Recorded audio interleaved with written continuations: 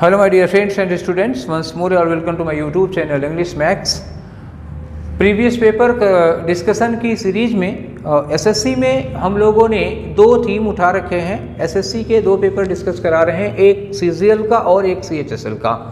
तो सीजीएल में एक पेपर मैंने पिछली बार डिस्कस कराया था, अगर आप लोगों में से किसी ने नहीं देखा हो तो सीजीएल का जो पिछला पेपर मैंने डिस्कस कराया है उसको आप देख लीजिए, ठीक है। और पेपर डाउनलोड करके पेपर सॉल्व करने के बाद ही वीडियो देखें तो आपके लिए ज़्यादा बेहतर होगा।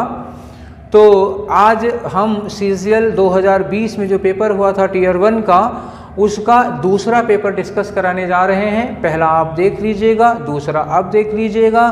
तो ज़्यादा टाइम आपका ना वेस्ट करते हुए शुरू करते हैं सीजीएल का ये दूसरा पेपर। तो ये रहा आपका सीजीएल 2020 का दूसरा प्रैक्टिस सेट, जो 2020 में पेपर हुआ था बिल्कुल वही है, ठीक है। थोड़ी कंट्रोवर्सीज आएंगी, एक आध दो क्वेश्चन ऐसे हैं जिनमें कन्फ्यूज़न है और जिनके आंसर गड़बड़ हैं, तो वो हम क्या कर सकते हैं भाई, वो तो आयोग की बात है, तो हम उसमें कुछ कर नहीं सकते। जैसा आया था पेपर वैसा मैंने आपके सामने रख दिया है, ठीक है। चलिए करते हैं, एक आध क्वेश्चन में है बस कंट्रोवर्सी और ज़्यादा नहीं है।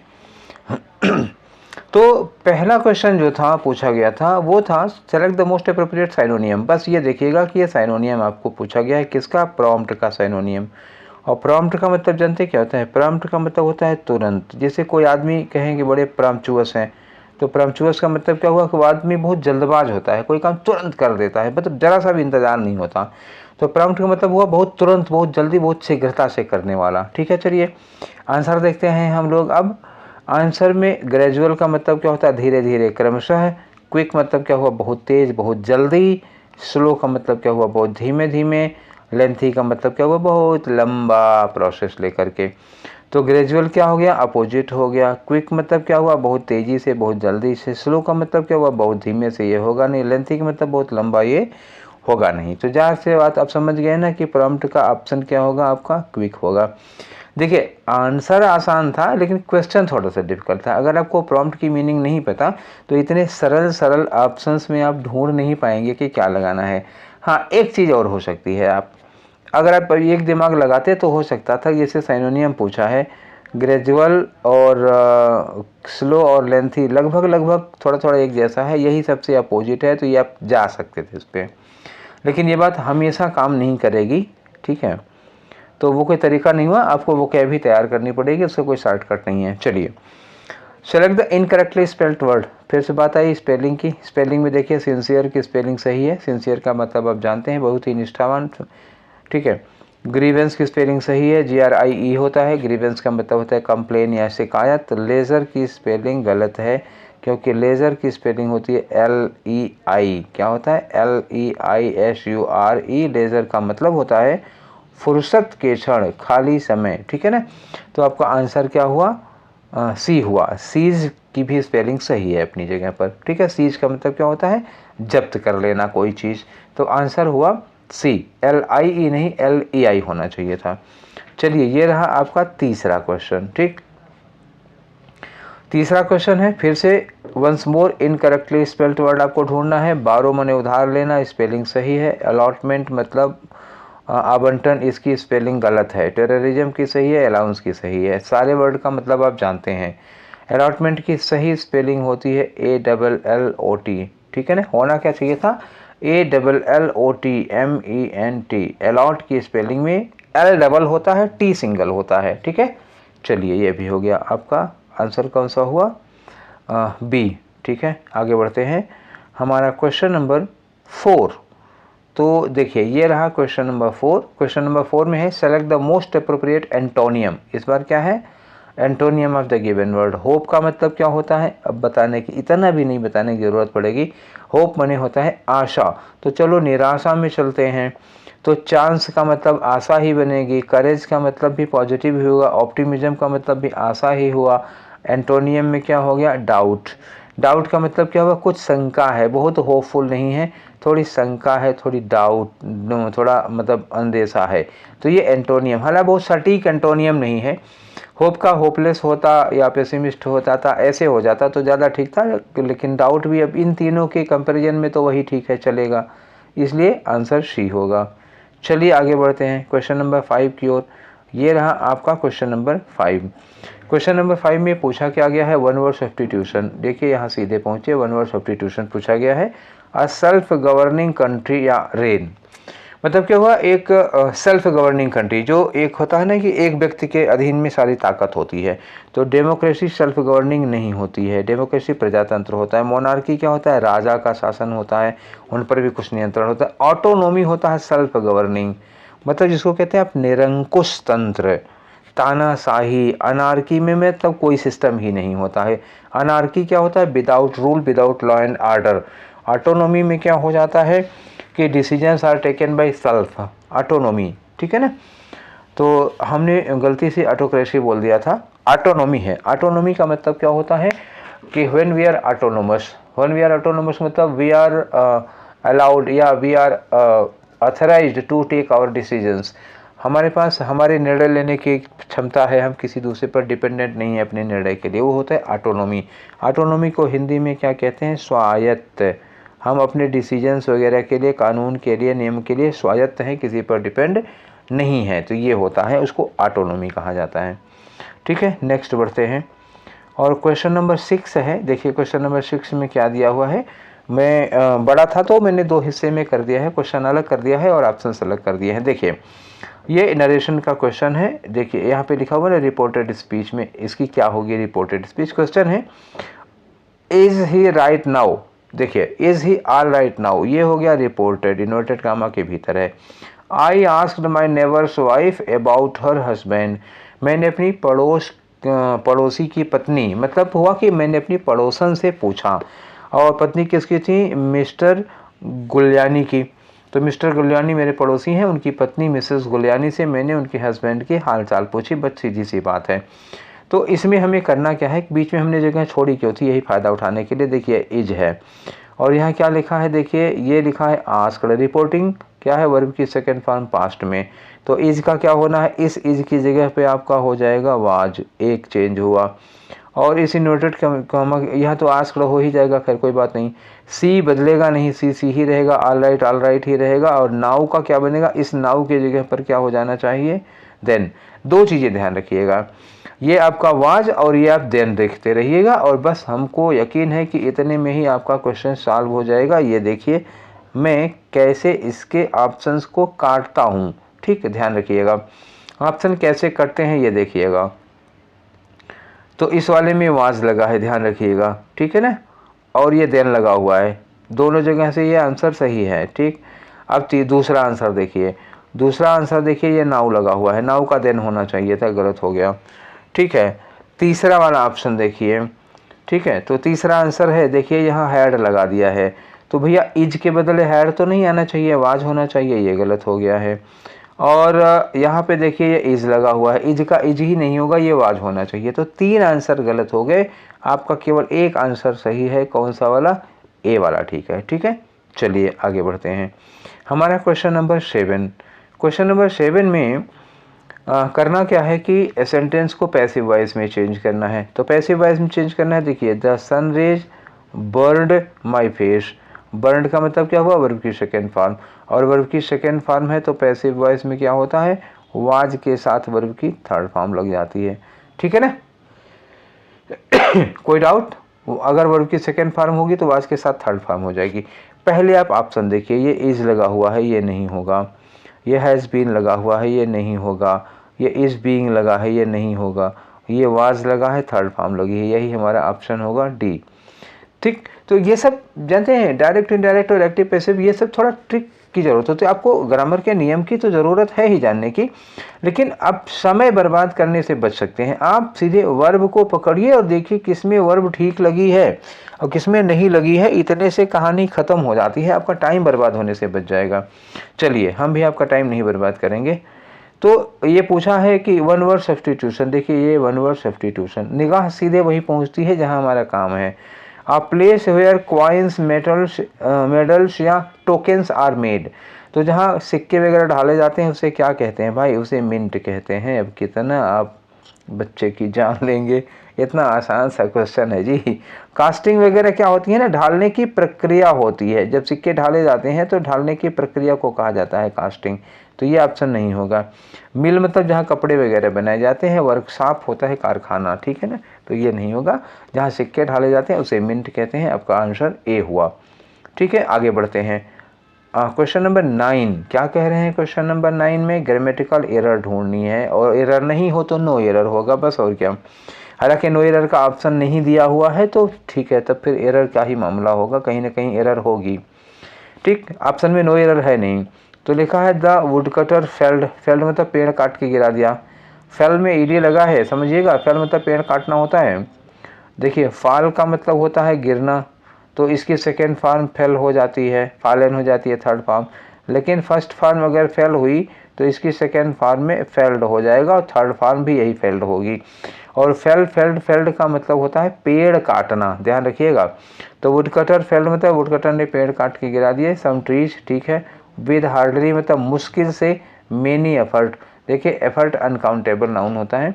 तो और हार्डली जो है ना निगेटिव वर्ड है, हार्डली निगेटिव है, तो निगेटिव के साथ आप मेनी नहीं क्या लगाना पड़ेगा, ए नहीं लगाना पड़ेगा। हार्डली, स्कार्सली, इन सब के साथ ए नहीं लगता है। तो हमारी गलती कहाँ मिली? ये, अरे नहीं, अरे नहीं, ये नहीं, ये नहीं, ये नहीं भाई, ये वाला होगा, ए वाला होगा, ठीक है ना। हमने आपको बताया, सही आंसर गलत लगा रहे थे। तो विद हार्डली एनी, हमेशा याद रखिएगा हार्डली के साथ एनी लगेगा। Hardly, scarcely, rarely, barely, seldom, never, इन सब के साथ एनी लगता है। ठीक है, चलिए नेक्स्ट पे बढ़ते हैं। 9 क्वेश्चन कर चुके हैं, हमारा ये रहा क्वेश्चन नंबर 10। तो क्वेश्चन नंबर 10 देखिए, लिखा हुआ है कि मोस्ट अप्रोप्रिएट मीनिंग आपको ढूंढनी है। एक एडीएम दिया हुआ है, इस एडीएम की मोस्ट अप्रोप्रिएट मीनिंग है take a chill pill. To take a chill pill, take a chill pill का मतलब क्या हुआ? To remain calm. तो मतलब क्या हुआ? टेक अ चिल पिल का मतलब शांत रहना, इसका मतलब होता है काम डाउन। ठीक, तो कौन सा मतलब हो गया? जिसका आंसर हो गया ये सी वाला, इसका आंसर हुआ सी। ठीक है, तो ये तो सीधा आंसर मिल गया। चलिए देखते हैं 11वां क्वेश्चन क्या है। यही वो क्वेश्चन है जिसके लिए मैं कह रहा था कि थोड़ी झाम फंसेगी इसमें। मैं अप्रोप्रिएट एंटोनियम पूछा है इन्होंने, सैनोनियम पूछा होता तो ठीक था, मैंने क्वेश्चन मिला के देखा था, एंटोनियम ही पूछा था, और इस क्वेश्चन पर बवाल भी हुआ था। तो पिट्रीफाई का मतलब क्या होता है पता है? पिट्रीफाई का मतलब होता है डिकम्पोज होना। डिकम्पोज का मतलब समझ रहे हैं? जैसे किसी कोई बॉडी वगैरह होती है, डेड हो जाती है, तो जैसे कोई आदमी है, कोई जानवर है, या कोई भी हो, कोई लिविंग है जो जिसकी डेथ हो गई, और जब बैक्टीरिया उसके शरीर को डिकम्पोज करने लगते हैं, सड़ाने गलाने लगते हैं, वो उसी को कहा जाता है पिट्रीफाई। तो पिट्रीफाई और डिकम्पोज तो सिमिलर हो गया। अब देखिए इसमें हमें एंटोनियम ढूंढना है। अब एंटोनियम ढूंढे तो कहाँ से ढूंढे जब कोई एंटोनियम है ही नहीं। तो डिस्ट्रॉय का मतलब क्या होता है? नष्ट हो जाना, तो वो लगभग सिमिलर हो गया। कंटेमिनेट का मतलब क्या होता है? कंटेमिनेट मतलब पल्यूट करना, पल्यूट करना मतलब प्रदूषित होना। अब बताइए, अब ये पल्यूट हो गया, डबल एल होना चाहिए। पल्यूट मैंने प्रदूषित करना, लगभग ये भी पेट्रीफाई और डिकम्पोज के जैसा ही है। कंबाइन का मतलब जोड़ना, ये ना तो सिमिलर है ना तो अपोजिट है। डिकम्पोज जो है वो सिमिलर है, तो कोई अपोजिट इसमें है नहीं भाई। मेरी समझ से तो इसमें कोई अपोजिट नहीं है, और मैं इस वाले क्वेश्चन पर लगाता हूँ क्वेश्चन मार्क। और मुझे अगर ये एग्ज़ाम में ये क्वेश्चन सॉल्व करना होता तो मैं इसको छोड़ देता, मैं सॉल्व ना करता अगर नेगेटिव मार्किंग होती तो। ठीक है, चलिए आगे बढ़ते हैं। अगला क्वेश्चन दिया हुआ है, देखिए ये लगा है कि select the option that will improve underline part. अच्छा, ये इम्प्रूवमेंट का क्वेश्चन है, अगर ना कोई इम्प्रूवमेंट है तो नो इम्प्रूवमेंट लगाइए। ठीक है, आगे बढ़ते हैं। तो इम्प्रूवमेंट के लिए आपके पास जो क्वेश्चन दिया हुआ है वो क्वेश्चन ये है, देखिए लिखा है कि fierce competition against restaurants. Against restaurants, restaurants क्या लिखा है? रेस्टोरेंट देखिए प्लूरल नाउन है, ठीक है। Has driven up prices high, तो इससे कीमतें ऊंची उठ गई हैं। मतलब रेस्टोरेंट्स के बीच में, रेस्टोरेंट्स के बीच में बहुत भयानक कंपटीशन चल रहा है, इससे कीमतें बढ़ गई हैं। तो रेस्टोरेंट्स के बीच कंपटीशन चल रहा है, तो रेस्टोरेंट्स के बीच है। अब देखिए ऑप्शन देखिए, ऑप्शन एलोंग का मतलब क्या होता है, के किनारे के, जैसे ये सड़क है इसके किनारे किनारे ऐसे ऐसे ऐसे ऐसे कोई चीज़ होती है तो ये एलोंग होती है। तो ये रेस्टोरेंट, यहाँ तो एलोंग का कोई सेंस नहीं आ रहा है। और अमंग का मतलब क्या हुआ, ये मान लीजिए 4-5 रेस्टोरेंट हैं और इनके बीच में कंपटीशन, इनकी इनसे इनकी इनसे इनकी इनसे इनकी इनसे ऐसे, जब कई लोगों के बीच में कंपटीशन होता है तो अमंग तो लग जाता है, ठीक है। और थ्रू लगेगा नहीं, थ्रू कैसे लगता है, ये मीडियम की तरह लगता है, जब ऐसे कोई चीज़ पार हो जाती है तो उसके लिए थ्रू यूज़ किया जाता है। तो रेस्टोरेंट्स के बीच कंपटीशन है तो सबसे सही ऑप्शन क्या होगा, इसका सी होगा। चलिए आगे बढ़ते हैं। अगला क्वेश्चन जो आपके सामने है वो क्वेश्चन क्या है कि नो सब्सटीट्यूशन रिक्वायर्ड, मतलब क्या हुआ, कुछ अंडरलाइंड पार्ट है, ये देखिए अंडरलाइन किया हुआ है, और कहें कि अगर ये गलत है तो इम्प्रूव करिए, अगर नहीं गलत है तो कोई ज़रूरत नहीं है, ठीक है। सीधे क्वेश्चन पे आते हैं। क्वेश्चन है कि can you give me so many examples, ये सो पर ध्यान दीजिएगा, गलत लग रहा है। Can you give me so many examples of subordinate class, the teacher asked the class, teacher ने क्लास से पूछा कि क्या आप मुझे इतने सो मेनी एग्जाम्पल्स दे सकते हैं। तो सो मेनी तो नहीं लगेगा भैया, बोलचाल में भले लग जाता हो लेकिन ये एग्जामिनेशन की ग्रामर में, कंपटीशन की ग्रामर में सो मेनी नहीं लगता है। तो मेनी के पहले आप क्या एडवर्ब लगा सकते हैं, यहाँ देखते हैं। ये सेंटेंस गलत तो है फिलहाल, ठीक है, इम्प्रूवमेंट की ज़रूरत तो है। अब सम मेनी नहीं हो सकता क्योंकि सम मतलब भी संख्या हो जाएगा, मेनी मतलब भी संख्या हो जाएगा, ये तो लगने से रहा। और सम फ्यू नहीं होगा, जब सम लगा दिया तो फ्यू दोनों नंबर वाले नहीं लगेंगे। सम मोर एग्जाम्पल्स, ये हो सकता है टीचर की इच्छा कि क्या आप मुझे सबऑर्डिनेट क्लास के कुछ और एग्जाम्पल्स दे सकते हैं, तो ये क्वेश्चन हो सकता है, इस तरह से क्वेश्चन पूछा जा सकता है। और इसमें ग्रामेटिकल यूज भी ठीक है, सम मोर एग्जाम्पल्स, ये तो ठीक है, ठीक। तो और पहला दूसरा तीसरा ये तो तीनों गलत हो गए, तो इसका आंसर आपका क्या होगा, डी होगा। चलिए आगे बढ़ते हैं। क्वेश्चन नंबर 14, देखिए क्वेश्चन नंबर 14 में क्या कह रहे हैं। क्वेश्चन नंबर 14 कह रहा है कि ये देखिए लिखा है नो एरर, मतलब हमें एरर ढूंढनी है। The river appears to have, river singular है, अपीयर्स में एस लगा हुआ है, टू के साथ हैव लगा हुआ है, और हैव के बाद वर्ब की थर्ड फॉर्म लगी है। ये जो इट्स लिखा है रिवर के लिए लगा हुआ है, from the town near by, ठीक तो है सब कुछ।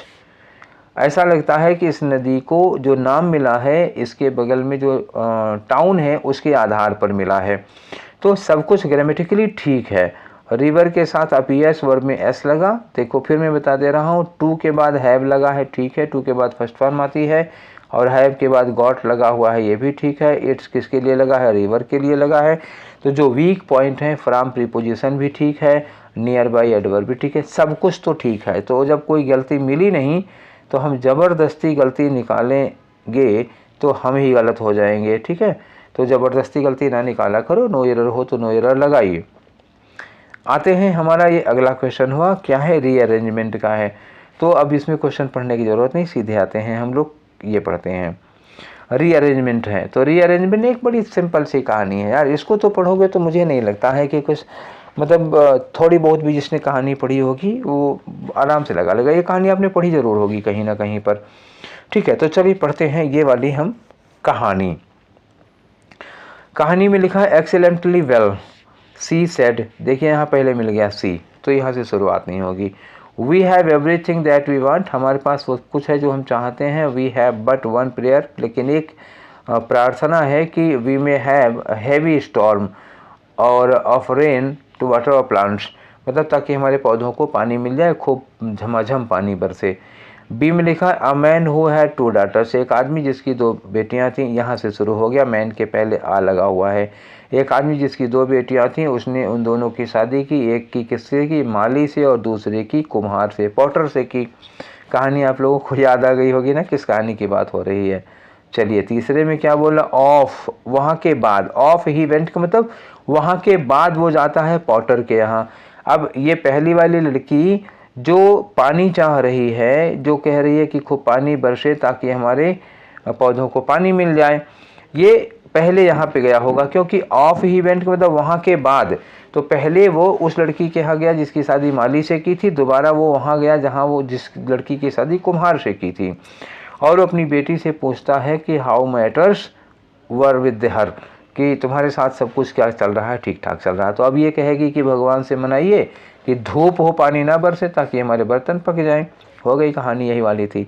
और डी में लिखा है after a while he paid a visit to the daughters home, sorry gardeners home. कुछ दिनों के बाद वो गार्डनर के होम जाता है। तो पहले वो गार्डनर के होम जाता है और अपनी बेटी से पूछता है कि क्या हाल है। तो पहली बार कहाँ गार्डनर के होम गया था और दोबारा कहाँ गया था, पॉटर के होम गया था। तो जाहिर सी बात है कि जो डी वाले सेंटेंस है इसके बाद ही लगना चाहिए पॉटर वाला, सी वाला आना चाहिए। और सबसे पहले क्या होगा, सबसे पहले उन लड़कियों की शादी होनी चाहिए भाई। तो सबसे पहले क्या होगा, बी होगा। बी में एक आदमी है, उसकी 2 लड़कियां हैं, उनकी वो शादी करता है। ठीक है, शादी करने के बाद पहले किस लड़की के यहाँ जाता है, पहले वो जाता है उस लड़की के पास जो गार्डनर की बीबी है। तो बी के बाद डी लग गया। डी के बाद अब डी का ही कंटिन्यूएशन तो ए है, क्योंकि जब वो उस लड़की के पास जाएंगे तभी तो वो लड़की खुशी से कहेगी कि हमारे पास सब कुछ है। तो डी से कनेक्टेड ए है और लास्ट में वो पॉटर के यहाँ जाता है। तो बी डी ए सी, कौन सा ऑप्शन हो गया, बी डी ए और सी, ये रहा आपका आंसर सी। ठीक है, चलिए हो गया। किसी को कोई डाउट सुबह हो तो बता दो भाई। चलिए आगे बढ़ते हैं। अब फिर एक रीअरेंजमेंट का क्वेश्चन है, तो स्टेटमेंट नहीं पढ़ रहे हैं, सीधे आ जा रहे हैं हम क्वेश्चन पर। अब ये आया हमारा क्वेश्चन, अगला क्वेश्चन है। अब इस क्वेश्चन में आ जाइए, देखते हैं क्या लिखा हुआ है। While India is home, while लगा है, व्हाइल का मतलब ये विरोध हो रहा है। विरोध होने का मतलब पहले कुछ बात होगी, जबकि लगा करके उसके बाद ये बात जोड़ी जाएगी। India is home to 75% of the tigers on the world, दुनिया में 70 जितने भी टाइगर हैं उसमें 74% टाइगर इंडिया में है। Global tiger day, as it also notes C is awareness events organised in the country as well as in neighbouring Bangladesh and Nepal. तो ये इंडिया के बारे में हो गया। चलिए आगे देते हैं। इट्स प्राइमरी ऑब्जेक्टिव, इट्स लिखा है और इट्स क्या है, प्रोनाउन है, पजेसिव है। इट्स प्राइमरी ऑब्जेक्टिव, इसका जो मुख्य उद्देश्य है, इसका जो प्राथमिक उद्देश्य है। अब किसका प्राथमिक उद्देश्य है ये आपको ढूंढना पड़ेगा। ये इट्स किसके साथ कनेक्ट होगा, किसके लिए लगा है। इसका प्राथमिक उद्देश्य है to preserve natural habitat of tiger, इसका प्राथमिक उद्देश्य है कि टाइगर के नेचुरल हैबिटेट को बचाना है। अब सी में लिखा हुआ international tiger day was initiated in 2010 at Saint Petersburg tiger summit. Saint Petersburg में टाइगर समिट हुई थी 2010 में, वहीं पर इंटरनेशनल टाइगर्स डे मनाया जाना शुरू हुआ। ठीक है, अब लिखा है डी में, देखिए लिखा है दिस एनुअल इवेंट, यहाँ लिखा है ना दिस एनुअल इवेंट, ये वार्षिक घटना। तो किस घटना की बात कर रहे हो भाई, यही वाला तो जो इंटरनेशनल डे मनाया गया था। ठीक है, तो हम क्या कर दें, सी के तुरंत बाद लगा दें डी। सी में वो घटना घटी है, सी के बाद डी लगा दें, क्योंकि ये सी के बाद डी एकदम से कनेक्टेड होगा, एक के बाद दूसरा लगा है। अब कैसे है एक के बाद दूसरा, आप ये कैसे कह सकते हैं, मैंने तो कह दिया, आपने मान क्यों लिया, चलिए बताता हूँ। ये एक घटना की बात हो गई थी ना कि 2010 में ये टाइगर डे बनाया गया और ये एनुअल इवेंट 29 जुलाई को हुई थी। अब क्या करोगे, ये घटना की बात कर रहे हैं और कह रहे हैं कि 2010 में मनाया गया और यहाँ डेट यहाँ दे रहे हैं, तो ये सन और डेट एक साथ ही तो मिला के आप लगाएंगे। और डी को पहले नहीं करेंगे क्योंकि इसमें दिस लगा हुआ है, तो पहले घटना इंट्रोड्यूस होगी, तो जाहिर सी बात है सी के बाद डी लगाना होगा। सी के बाद डी किसमें दिया हुआ, इसमें सी के बाद डी है नहीं, इसमें सी के बाद डी है और इसमें सी के बाद डी है नहीं, तो 2 कट गए। हमारे पास 2 ऑप्शन बच रहे हैं और ये दोनों तो कट गए, 2 ऑप्शन बचे हैं। अब बी ए में देखिए हमारा पहले कौन सा लगेगा, बी है its primary objective to preserve natural habitat of tiger, इसका प्राथमिक उद्देश्य है नेचुरल हैबिटेट, टाइगर के नेचुरल हैबिटेट को बचाना। किसका प्राइमरी उद्देश्य है, यही जो टाइगर डे मनाया गया, इसका मतलब सी डी के पहले तो ये नहीं आ सकता, सी डी के बाद ही आएगा, तो इसका मतलब सी डी के बाद बी लगाएंगे, उसके बाद इंडिया वाली बात करेंगे, बी के बाद ए होगा। सी डी बी कनेक्टेड है, ए कनेक्टेड नहीं है, तो सी डी बी अगर कनेक्टेड है तो सी डी बी इसी में कनेक्टेड मिल रहा है हमको। ठीक है ना, चलिए तो आपका आंसर क्या हुआ इसका आंसर हुआ ए। कैसे अरेंज हुआ समझ में आ गया। चलिए ठीक है, अगला क्वेश्चन करते हैं। क्वेश्चन नंबर 17 है।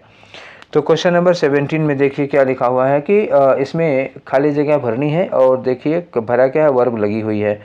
हेल्प फ्रॉम रिलेटिव्स, जो पड़ोसियों से रिश्तेदारों से मदद मिली, dash him in difficult times, तो रिश्तेदारों से जो सगे संबंधियों से जो मदद मिली वो बुरे समय में क्या काम करती है, बुरे समय में अप्रूव करेगी, बिल्कुल नहीं, सपोर्ट करेगी, बिल्कुल सही, अलाउड तो है नहीं, पास्ड तो है नहीं, तो बुरे समय में क्या करती है, सपोर्ट, पड़ोसियों से मदद सपोर्ट करती है। वैसे भी हेल्प के लिए सपोर्ट शब्द ही ज़्यादा सूटेबल है।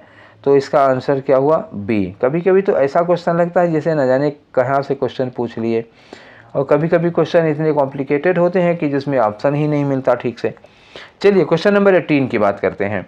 Select the most appropriate synonym. Question क्या है? सेनोनियम का है। सेनोनियम क्या है? डेडिकेटेड है। डेडिकेटेड का सेनोनियम सीधे कमिटेड मिल जाएगा। डेडिकेटेड और कमिटेड एक ही चीज़ होती है। अब इसमें इतना भी आसान क्वेश्चन नहीं पूछ लेना चाहिए भाई। अब देखिए सारे ऑप्शन की मीनिंग बता दो। TDS का मतलब क्या होता है? थकाऊं, ठीक है। और बोरिंग का मतलब भी होता है थकाऊं या उबाऊं। TDS हो गया, बोरिंग हो गया। और ड्रियरी का मतलब क्या हुआ? एकदम से सूखा, नीरस, ठीक है, ये होता है ड्रियरी। डेजर्ट वगैरह के लिए यूज़ किया जाता है ड्रियरी। समझ गए ना चारों वर्ड का मतलब? ठीक है, आगे बढ़ते हैं। ये रहा आपका क्वेश्चन 19। फिर एक एडियम दिया हुआ है। ये एडियम है to walk in the air. To walk in the air का मतलब क्या हुआ? हवा में चलना। अब हवा में चलने का मतलब समझ रहे हैं ना? हवा से बातें करना। हवा में चलने का मतलब हुआ कि बहुत ज़्यादा खुश हो गए हैं, ओवर हैप्पी हो गए हैं, खुशी बर्दाश्त नहीं हो रही है, रोक नहीं रही है, उसी को कहते हैं to walk in the air. तो आपका आंसर क्या होगा? डी होगा। चलिए, खुशी रोके नहीं रुकती है भैया। गम तो बर्दाश्त कर लेता है आदमी, लेकिन खुशी बर्दाश्त नहीं हो पाता जब तक किसी को बता ना दे। ठीक है, select the most appropriate option to fill in the blank. 20 में दिया हुआ है। 20 क्वेश्चन नंबर में खाली जगह भरो। एक बार फिर पूछ लिया। The interviewer asked Gautam. Interviewer ने गौतम से पूछा, can you tell me what your dash in life are. तो एक इंटरव्यू, ध्यान दीजिएगा कि माहौल क्या है? इंटरव्यू है, और मिस्टर गौतम क्या है? इंटरव्यू दे रहे हैं, और इंटरव्यूअर इंटरव्यू ले रहा है।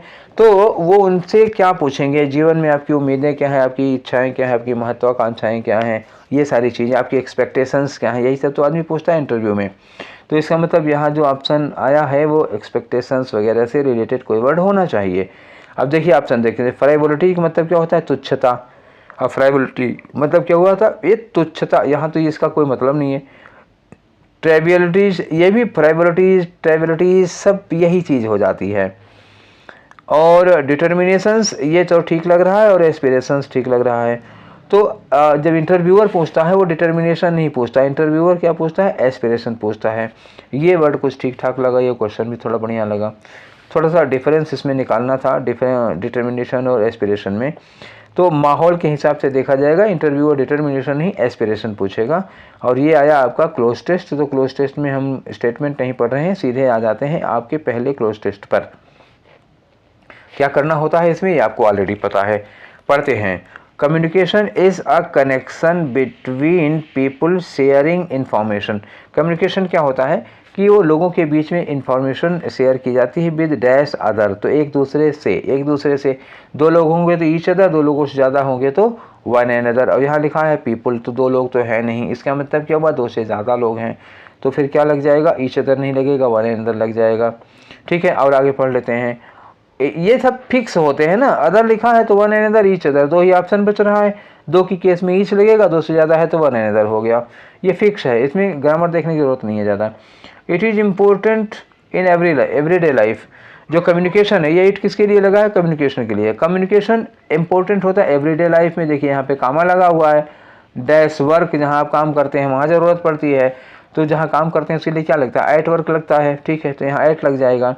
And nearly any time you interact with other.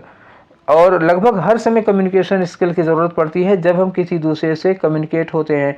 तो किसी दूसरे से विद अदर, अदर के बाद क्या लगे? अदर के बाद पर्सन लगा हो, पीपल लगा हो, मैन लगा हो, ऐसे कुछ लगा होगा ये 23 में। फिर आगे कहा गया है कि communication issues don't always happen. Communication के इशू हमेशा नहीं खड़े होते हैं। Dash of your English level, अगर आपका इंग्लिश लेवल ठीक ठाक है तो यहाँ पे क्या हुआ? ऑफ लगा, ध्यान रखिएगा। एक सतर्कता की बात है यहाँ पर कि जो भी फिलर यहाँ लगाना है उस फिलर के बाद क्या है? ऑफ लगाना है।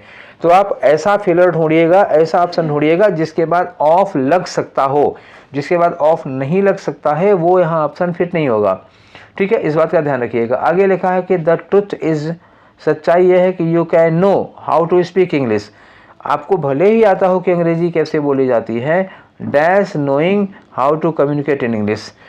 ये बात तो इन्होंने बहुत सही कही कि आपको अंग्रेजी बोलना भले आ सकता हो, लेकिन अंग्रेजी में कम्युनिकेट कैसे किया जाता है, अंग्रेजी में विचारों का आदान प्रदान कैसे किया जाता है, ये बहुत से लोगों को नहीं पता होती, भले उनको अंग्रेजी बोलना आता हो। तो इसका मतलब कम्युनिकेशन स्किल आदमी की अच्छी होती है अगर जीवन में सफल होना है तो पहले वाले ऑप्शन के लिए हमने क्या कहा था, विद एक दूसरे से कम्युनिकेट करना है तो हमें क्या लगाना है, वन अनदर। ईच अदर लगता है लेकिन यहाँ पर ठीक नहीं है क्योंकि ईच अदर दो के केस में लगता है। ठीक है, अगला क्वेश्चन करते हैं हम लोग। और हमारा ये अगला क्वेश्चन रहा, देखिए 22। मैंने आपको पैसेज फिर आपके साथ में रखा है, पिछली बार ये नहीं रखा था तो अब की बार फिर साथ में रखे हैं। चलिए देखते हैं दूसरे वाले फिलर पे 22वें पे हमको क्या भरना था। कहा था इन्होंने कि कम्युनिकेशन की ज़रूरत होती है एवरीडे लाइफ में, जहाँ हम काम करते हैं वहाँ, जहाँ काम करते हैं वहाँ क्या लगता है, एट वर्क लगता है ना। आपको ये पता है क्या लगता है, जहाँ हम काम करते हैं उसके लिए क्या लगते हैं, काम पर, एट वर्क, ऑफिस वगैरह में। ठीक है, नेक्स्ट बढ़ते हैं। अगला क्वेश्चन है हमारा, ये रहा 23, फिलर नंबर 23। तो ये आया फिलर नंबर 23। तो ये मैंने कहा था कि जब भी हम दूसरे से बातचीत करते हैं तो विद अदर, अदर के साथ क्या लगाएं, अदर पीपल लगाएं, कि अदर एनिमल्स लगाएं, कि अदर वंस लगाएं, कि अदर क्रिएचर्स लगाएं। तो अदर ये सब तो लगना नहीं है, अदर पीपल के साथ मैंने कहा था कि ये पीपल लगेगा। फिर कुछ तो ऐसे क्वेश्चन दे देते हैं जिसमें लगता ही नहीं है कि कुछ ज़्यादा बुद्धि लगाई इन्होंने क्वेश्चन बनाने में। ठीक है, चलिए ये वाला क्वेश्चन देखिए फिलर नंबर 24 का। तो फिलर नंबर 24 ये है, मैंने कहा था ऐसा आपको फिलर ढूंढना है जिसके बाद ऑफ लग सकता है। तो बिकॉज के बाद ऑफ लग सकता है, ये लगेगा। सिंस के बाद ऑफ नहीं लगता, बिसाइड के बाद ऑफ नहीं लगता है, और अबाउट के बाद ऑफ लगता ही नहीं है। तो क्या लगेगा, ये बिकॉज के बाद ऑफ लग सकता है। तो फिर यहाँ क्या लगेगा, ए लगेगा। ठीक है, चलिए एक आखिरी क्वेश्चन और बचा है, क्वेश्चन नंबर 25। और क्वेश्चन नंबर 25 में देखिए 25th वाला फिलर है। इन्होंने कहा कि दिस इज़ ट्रू, ये सच है कि you can know how to speak English. आपको ये पता हो सकता है कि अंग्रेजी में कैसे बोला जाए, भले ही आपको अंग्रेजी कम्युनिकेशन ना आता हो। ठीक है, तो अंग्रेजी कम्युनिकेशन ना आता हो फिर भी आपको ये तो पता ही होता है कि अंग्रेजी में बोला कैसे जाता है। तो यहाँ क्या ऑप्शन लगेगा, विदाउट लगेगा। ठीक है, तो ये रहे हमारे 25 क्वेश्चंस हो गए। कितना टाइम लगा ये मुझे पता नहीं है। तो ठीक है, ये आपका सेकंड था सीजीएल का, और फिर मिलेंगे सीजीएल के थर्ड वाले के साथ। और हाँ, आप लोगों से एक बात और कहनी है कि CHSL का भी डिस्कशन साथ में चल रहा है। जो लोग भी सीजीएल देने का मन बनाए हैं, अच्छा जो लोग क्या, ज़्यादातर लोग सीजीएल CHSL दोनों ही दे रहे होंगे। जो लोग CHSL डाले हैं उसमें कुछ ऐसे लोग होंगे जो सीजीएल नहीं डाले होंगे क्योंकि वो ग्रेजुएशन का है। लेकिन जो लोग सीजीएल दे रहे हैं वो उन्होंने CHSL ज़रूर डाला होगा। तो सीजीएल वालों, आप लोगों के लिए सलाह है कि आप CHSL वाले पेपर भी डिस्कस किया करिए, उसको भी देखा करिए। ठीक है, आपको सप्ताह में 2-3 मिल जाएंगे। तो ठीक है, फिर मिलते हैं अगली बार अगले वाले डिस्कशन के साथ। Till then take care, thank you.